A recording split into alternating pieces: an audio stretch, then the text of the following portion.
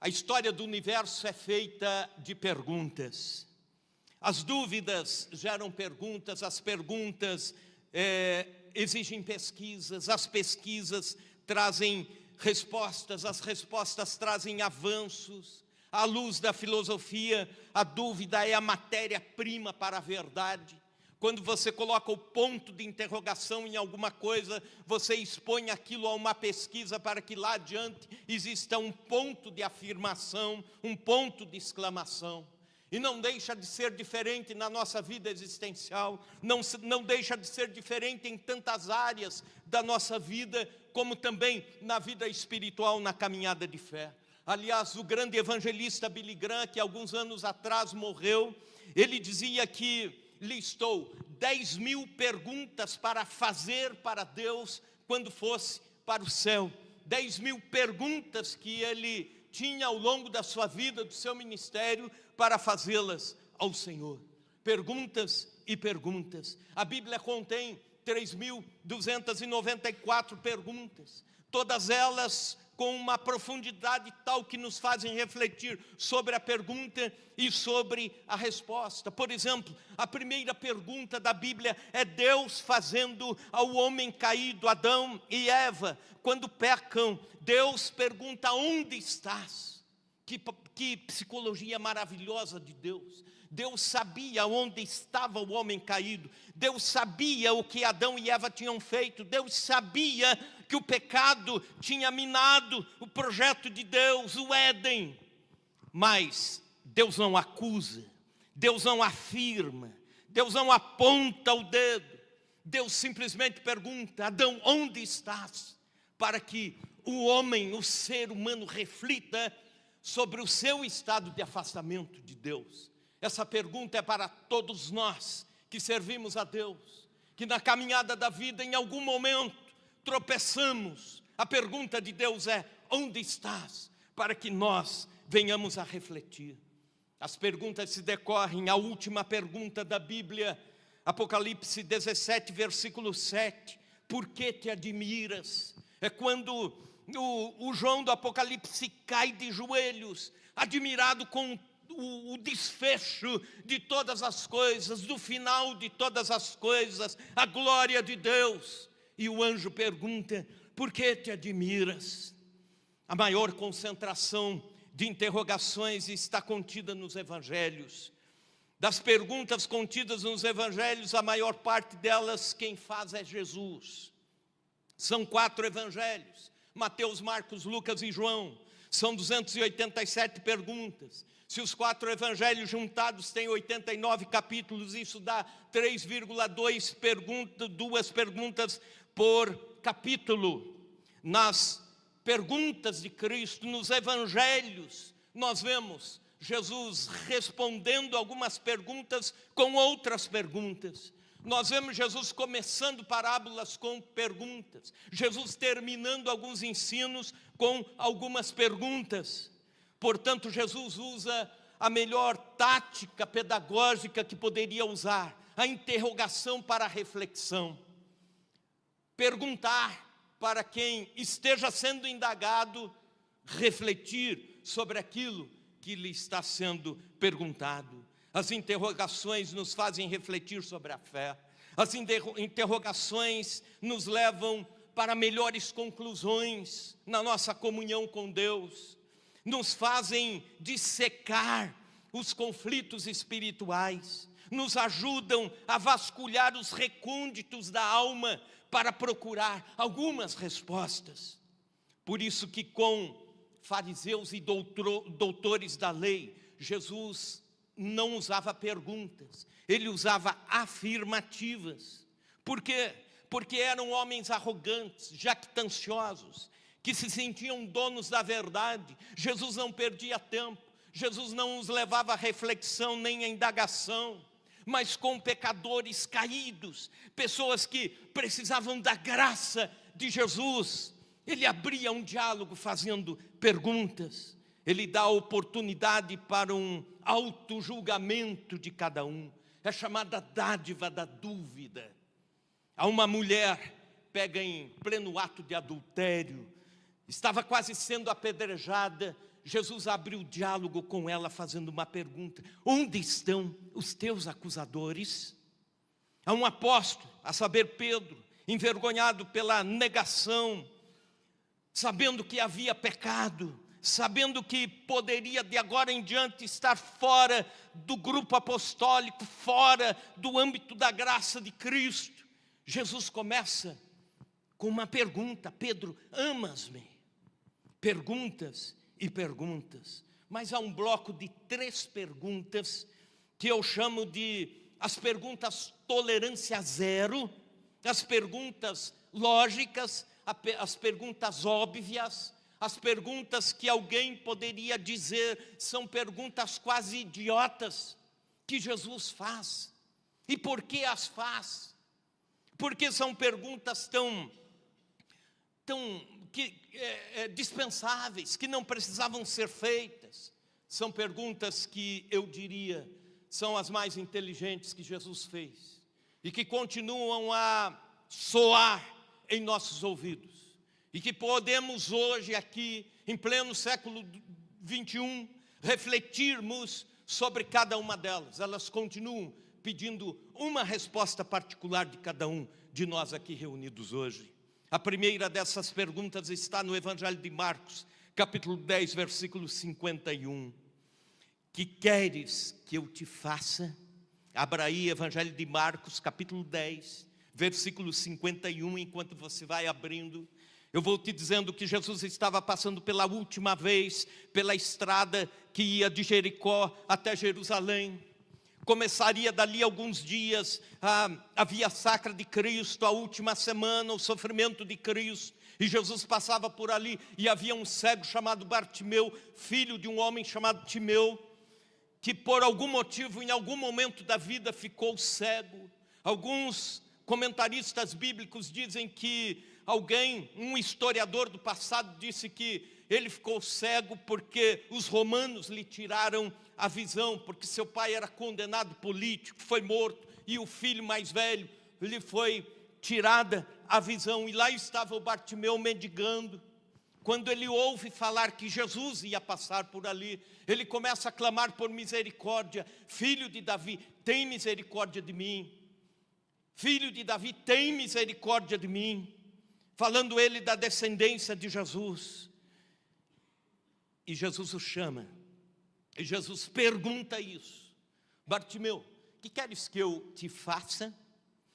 Ele jamais responderia ao médico dos médicos, ao Jeová Rafa, o Deus que sara, ali encarnado em sua frente, ao Deus homem, ao Senhor de todas as coisas. Ele jamais responderia: eu sei, Senhor, que estou cego, eu sei que poderia ser curado, eu sei que o Senhor poderia me curar, mas eu quero que o Senhor arrume um cão labrador, guia, treinado para me guiar, e já está bom. Se o Senhor me der isso, já está bom. Ou então, Senhor, me coloca numa escola de braille para eu aprender a ler. Que queres que eu te faça? Parece uma pergunta muito óbvia. Ele estava ali cego e precisava ver. Estava na frente de alguém que poderia lhe abrir os olhos, e ele sabia disso. Então por que Jesus pergunta o óbvio? Por que Jesus pergunta aquilo que já sabe que seria a resposta? Sabe por quê? Porque nem sempre a resposta era a mesma resposta de Bartimeu. Sim, eu quero ver. Porque ainda hoje, muitas pessoas não querem ser curadas das suas enfermidades, dos seus vícios, das suas dores. Há quem use a doença para chamar a atenção. Há quem use a inferioridade, o coitadismo para conquistar um espaço. Há quem use a autocomiseração para ser notado. Há quem diga: eu vou me isolar para ver se alguém sente a minha falta. Há gente que diz: eu vou ficar 2 meses sem vir ao culto, e se sentirem a minha falta, alguém vai ligar. Se não ligar, eu vou mudar de igreja. E aí, se mudar em outro lugar, vai sentir o mesmo sentimento de coitadismo. E depois em outro. Você não precisa usar a sua dor contra ninguém. não precisa usar as suas mazelas para ferir alguém. Você já viu aquelas pessoas que dizem assim, por exemplo, o esposo que diz assim: se eu ficar doente, minha esposa vai vir, né? Está usando a própria saúde para agredir alguém, a própria falta de saúde. Ou então, a esposa que diz: se eu morrer, ele vai ficar com remorso, né? Ou então aquela mãe histérica que os filhos assim são aqueles bandidinhos e ela perde a paciência e grita assim: olha, se eu morrer vocês vão chorar na beira do caixão e vai ser tarde demais. As menininhas ficam tudo assustadas assim. Existem pessoas que oferecem as suas dores, oferecem as suas enfermidades, para com isso terem algum ganho. Mas quem vai minguar não são os amigos. Quem vai se atrofiar não é a família. Quem vai adoentar não é a comunidade, é você. Por isso Jesus pergunta: que queres que eu te faça? Esta pergunta continua a soar em nossos ouvidos e nos ouvidos daqueles que ainda agasalham suas dores, suas mazelas, usam as suas doenças como espadas pontiagudas para ferir as outras pessoas. Será que no fundo mesmo você quer ser curado? Será que no fundo mesmo quer ser tratado na sua ira, na sua amargura da alma? Existem pessoas que só se tornam sociáveis, conseguem se aproximar de alguém quando estão cheias de amargura e transformam todo esse lixo emocional em um espaço para aproximação. Jesus continua perguntando: o que queres que eu te faça? Jesus continua a perguntar porque alguns querem ser curados, quem sabe outros não, mas que seja a tua resposta nessa noite: sim, Senhor, eu quero ser restaurado. Sim, Senhor, eu quero ser curado. Sim, Senhor, eis-me aqui, eu quero ter a minha identidade em Cristo reconstruída. Eu quero ter a minha vida aliviada no Senhor. Eu quero ter a minha alma saciada em Ti. Eu não preciso usar mais nada da minha vida, das minhas mazelas, para chamar a atenção de alguém. Eu quero a minha cura, para que eu receba amor de pessoas e eu também ame pessoas. Jesus continua perguntando: queres ser curado? O que queres que eu te faça?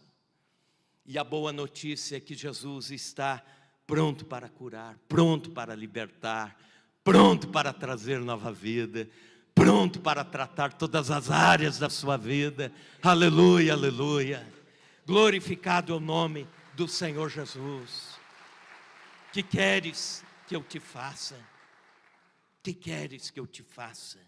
Primeira pergunta. A segunda pergunta está em João capítulo 11, versículo 34. Abra aí, enquanto você vai abrindo, deixa eu te explicar. Jesus está neste dia em Betânia. Ele havia chegado tarde demais, humanamente falando, não no tempo dele, mas no tempo dos homens. Ele chegou 4 dias depois de Lázaro, seu amigo, ter ficado doente, morrido e já sido sepultado. E quando ele chega, Maria e Marta estão desconsoladas. E Marta dizia: Senhor, se o Senhor chegasse antes, meu irmão não teria morrido, o Senhor iria curá-lo. Mas Jesus começa fazendo uma pergunta dessas, meio sem lógica: onde o sepultaste? Repita essa pergunta junto comigo: onde o sepultaste? Marta, onde vocês puseram o defunto? Onde normalmente nós colocamos os mortos? No cemitério, na tumba, no túmulo. E só havia um cemitério nas cercanias de Betânia, onde Jesus estava. E era lógico que Jesus sabia onde Lázaro estava. Era lógico que Jesus sabia que Lázaro estava lá. Era o único lugar possível para Lázaro estar. Mas Jesus pergunta: Mais uma pergunta, tolerância zero. Mais uma pergunta muito lógica. Onde nós colocamos os nossos mortos? Marta não iria dizer: ó Senhor, eu fiz assim, peguei Lázaro, coloquei bastante perfume em Lázaro, um terno bom, bonito, e penduramos Lázaro no guarda-roupa. Então, quando vêm os parentes de fora para visitar o Lázaro, a gente abre a porta e está ali o Lázaro. Ou então, Senhor, colocamos o Lázaro num freezer. E aí, se a gente sente saudade, abre a tampa, chora, coloca um lencinho ali perto, depois fecha, outro dia. Não, a gente sepulta os nossos mortos, nós choramos com isso, mas temos que pôr terra em cima das tumbas. É a lógica da vida, é a lógica das perdas. Mas eu quero dizer que nem todos estão dispostos a sepultar as suas perdas ao longo da vida. Não conseguem conviver com as perdas que tiveram. Por isso as pessoas enlutadas, por vezes procuram sessões onde os espíritos dos mortos, dos queridos, dos seus entes queridos, supostamente aparecem, porque ainda querem esse vínculo, ainda resistem em deixar a vida ir, em assumir a perda. Sepultam fisicamente, mas não sepultam aqui. Sepultam com as mãos, mas não aqui no coração. Naquele livro, Superando a Dor no Luto, eu cito a história de uma mulher em Curitiba, cujo filho morreu num acidente de moto. E a mãe trancou o quarto do menino de forma que não deixou mais ninguém entrar. Nem a senhora que fazia a limpeza da casa não entrou ali durante anos. Ficou tudo no mesmo lugar. O equipamento de som, os CDs, a jaqueta, o capacete, os quadros, a cama arrumada do mesmo jeito, o skate, as roupas, tudo do mesmo jeito. Uma forma de dizer: eu nego que tenha tido uma perda. Ela estacionou num estágio que a gente chama de negação no luto. Por isso a pergunta de Jesus continua a soar: onde o puseste? Porque existem outras perdas na vida que nós, por elas, passamos também. Não é só a perda de alguém querido. Por exemplo, o namoro já morreu há 5 anos atrás, e ainda ela continua dizendo: se não foi feliz comigo, não vai ser feliz com ninguém. Já viram isso em algum lugar? Ou então, aqui se faz, aqui se paga. Estão com os olhos assim. Ou então, depois de 10 anos que o relacionamento terminou, eu ouvi falar que ela estava lá naquele barzinho junto com um novo namorado e tal, mas não estava feliz, não estava feliz. A justiça tarda, mas não falha. Essas frases se tornaram jargões de quem está amargo da vida. Aquela encrenca da herança já faz 37 anos que passou, e a pessoa diz: olha, se não fosse aquela partilha errada que o meu pai aceitou, daquela arvorezinha para baixo era só pedreira, e agora a minha prima está bem de vida, e eu estou aqui penando, e não conseguem superar as perdas. Escute isso: sepulte as suas perdas, erga a cabeça e continue em frente. Ninguém passa pela vida apenas ganhando.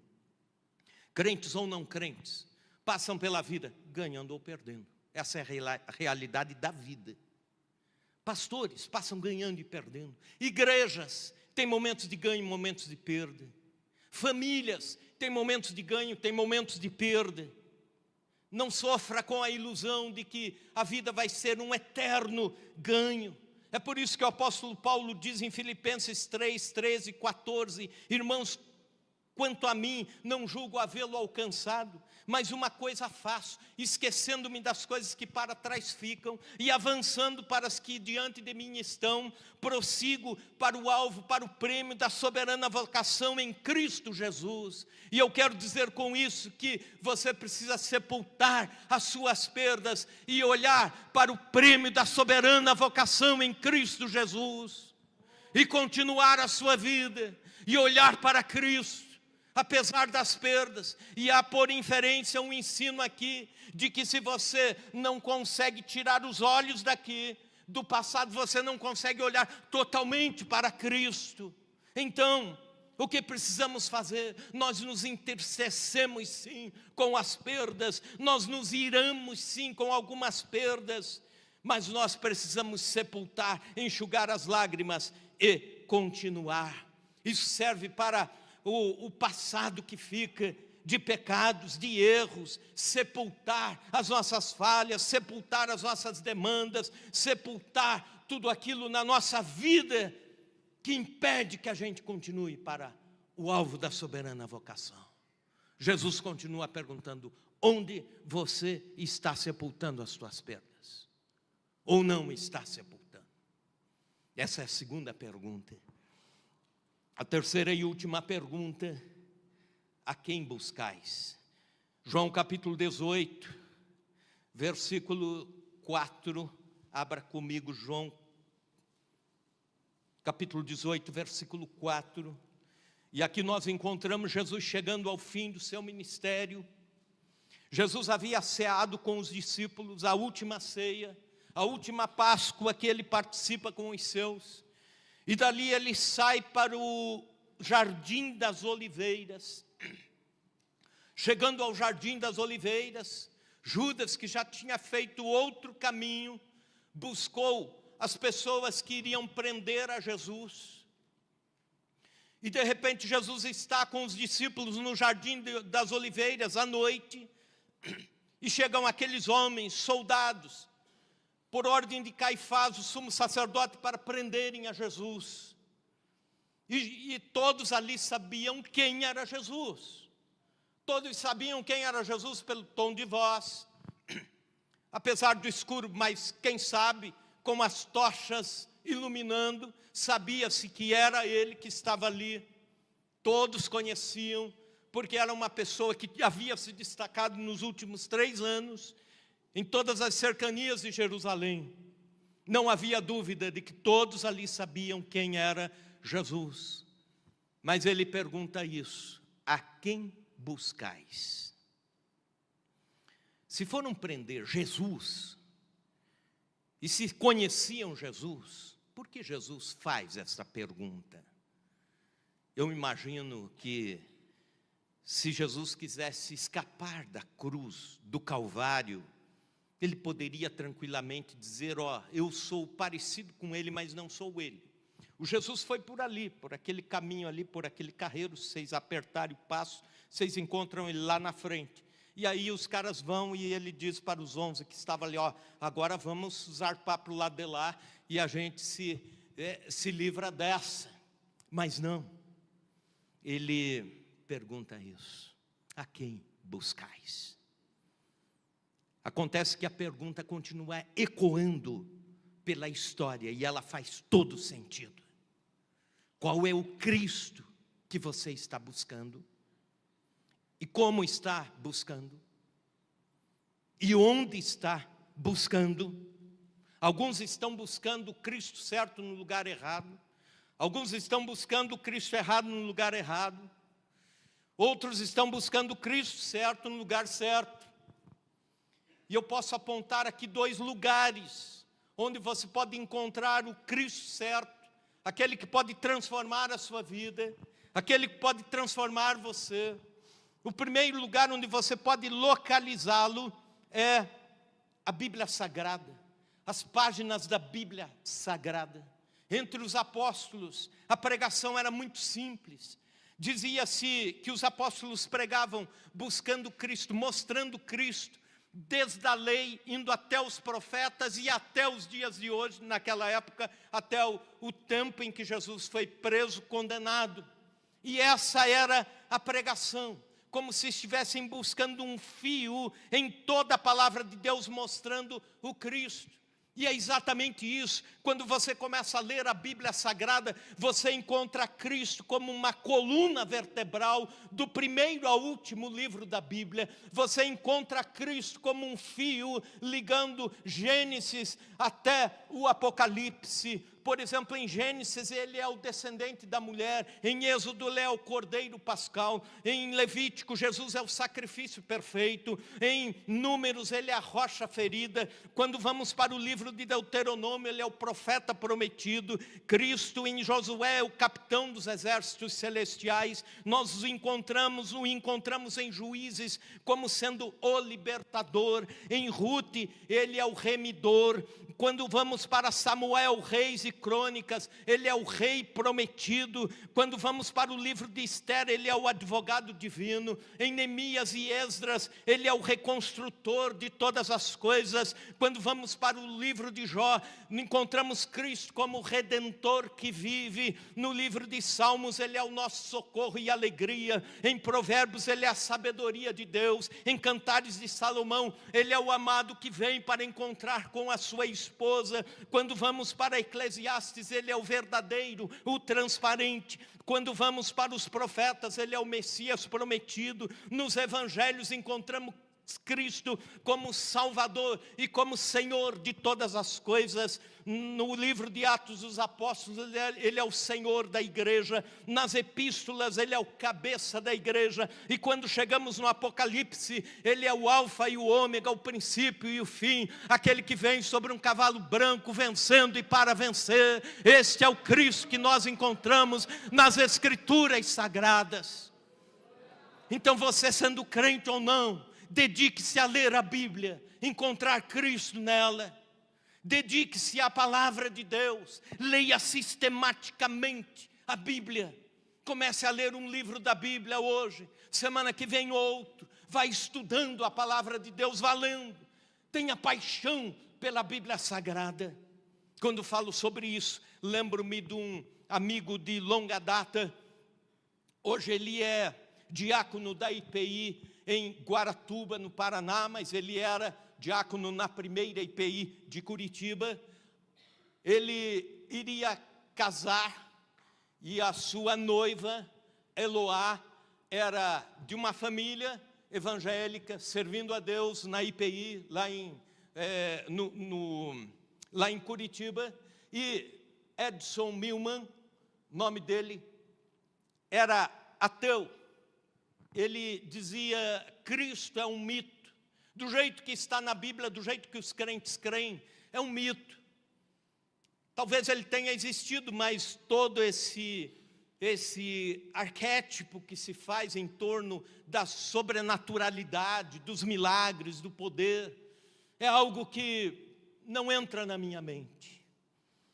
E ele se dispôs a, antes do casamento, convencer a sua noiva a deixar o Evangelho. E para isso ele secretamente foi e comprou uma Bíblia. E começou a ler a Bíblia. Começou a ler pelos Evangelhos. Leu o primeiro dia, o segundo dia de leitura, leu mais capítulos, o terceiro dia. No final do terceiro dia, Cristo tocou na sua vida de uma forma sobrenatural. Ele dobrou os joelhos em lágrimas e entregou a vida para Jesus. A palavra de Deus tem poder para transformar. Você encontra o Cristo verdadeiro nas páginas da Bíblia Sagrada. Este é o primeiro lugar. O segundo lugar, você encontra Cristo na igreja de Cristo, entre o povo de Deus. Há um movimento hoje chamado o grupo ou a ala dos desigrejados. É muito forte isso nas grandes cidades, onde as pessoas dizem assim: olha, eu sou evangélico, sou crente, creio em Cristo, leio a Bíblia, mas não quero a convivência na igreja. Eu quero servir a Deus do meu jeito, na minha casa, e está tudo bem assim. Não está tudo bem. Porque a igreja de Cristo é a noiva de Cristo. Você não pode rejeitar a noiva e dizer eu gosto do noivo. Outra analogia, a Bíblia diz que Cristo é o cabeça da igreja e nós, igreja do Senhor, somos o corpo. Você não pode aceitar a cabeça e não aceitar o corpo. É uma deformidade. É interessante que alguns dizem assim, falaram a um grande pregador do passado, se não me engano foi John Stott, disseram para ele o seguinte, Stott, por que apesar de tantas coisas ruins que você sabe da igreja, apesar de tantas mazelas entre a igreja, você continua tão apaixonado pela igreja de Cristo? E ele disse assim, a igreja é como a arca de Noé. A igreja é como a arca de Noé. Dentro da arca tem o cheiro do cocô dos animais, tem as brigas entre os animais, tem o estresse de ficar uma família toda ali trabalhando e se empurrando e discutindo ali durante dias e dias. É um mal-estar de dentro da arca. Mas fora é pior. Tem o juízo de Deus lá fora. Eu prefiro ficar dentro. Ame a igreja. Sirva a igreja. Aguarde que essa igreja militante um dia vai ser a igreja perfeita, a igreja arrebatada, a igreja triunfante. E aí sim ela será perfeita. Nós encontramos Cristo na igreja, na caminhada da igreja. Sabe por quê? Porque na igreja nós anunciamos Cristo. Nós ensinamos Cristo. Enquanto estamos pregando aqui, a geração viva está lá em cima, com as crianças, ensinando Cristo. Nós cantamos Cristo, nós pregamos sobre Jesus, nós glorificamos a Jesus, nós falamos de Jesus, nós anunciamos Jesus, nós amamos Jesus. E o melhor lugar para conhecer a Cristo é a igreja do Senhor. As páginas da Bíblia e a igreja do Senhor. A quem buscais? Tem gente que continua buscando Cristo nos lugares errados, ou buscando um Cristo errado, de uma forma errada, aquele Cristo que seria apenas um assistencialista, um Papai Noel para dar presentes. Você grita aqui, ele te responde ali, dá o que precisa aqui, acolá. O Cristo de uma prosperidade pessoal, ou um Cristo fraco, mártir. Você vai encontrar o Cristo vivo, santo, puro, verdadeiro, o Senhor da igreja, entre a igreja de Cristo. Vamos ficar em pé na presença do Senhor. As 3 perguntas que ainda soam. Que queres que eu te faça? Onde o sepultaste? E a quem buscais? Que resposta você tem dado a essas perguntas? São respostas em forma de atitudes, não podem ser apenas em palavras. Precisam ser respostas a partir de agora, a partir do sair desse templo, em forma de reação, e não somente de palavras. Abra seu coração para respondê-las a Cristo agora. Que queres que eu te faça? Diga para Cristo que você quer uma vida plena, abençoada, que você quer amar e ser amado. Onde o sepultastes, diga para Deus que algumas perdas você ainda não resolveu e precisa resolvê-las. Precisa colocá-las aos pés da cruz. A quem buscais? Talvez você tenha uma imagem distorcida de Cristo, ou talvez não sabe onde encontrá-lo verdadeiramente. Hoje é o dia de dizer: Jesus, quero um compromisso mais sério com o Senhor, conhecê-lo e torná-lo conhecido.